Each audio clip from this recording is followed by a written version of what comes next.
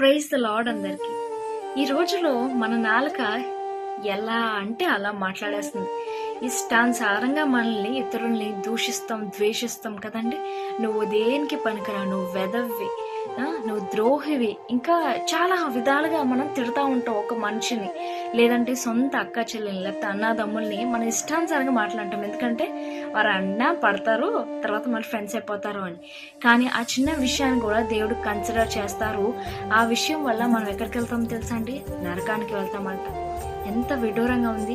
మత్తయి సువార్త 5వ అధ్యాయం 22వ వచనంలో ఇలా చెప్తుంది, నేను మీతో చెప్పినదేమనగా, తన సహోదరుని మీద కోపపడు ప్రతి వాడు విమర్శకు లోనగును, తన సహోదరుని చూచి వ్యర్థుడా అని చెప్పువాడు మహాసభకు లోనగును, ద్రోహి అని చెప్పువాడు నరకాగ్నికి లోనగును. సో మనం చెప్పే మాట లేదా పలికే మాట చాలా జాగ్రత్తగా మాట్లాడాలి. కీన్ అబ్జర్వేషన్ దేవుడు చేస్తాడు మన పట్ల. మన టీచర్స్, మన పేరెంట్స్ మనం చూస్తారో లేదో కానీ దేవుడైతే ఎల్లప్పుడూ మనల్ని వాచ్ చేస్తూనే ఉంటారు, ఆయన కనపడుతూనే ఉంటారు.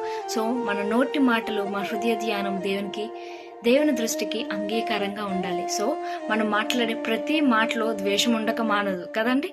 సో మనం జాగ్రత్తగా మాట్లాడదాం. పరలోకానికి వెళ్ళే మార్గాన్ని ఎంచుకుందాం, కానీ నరకానికి వెళ్ళే మార్గాన్ని ఎంచుకోవద్దు. God bless you all.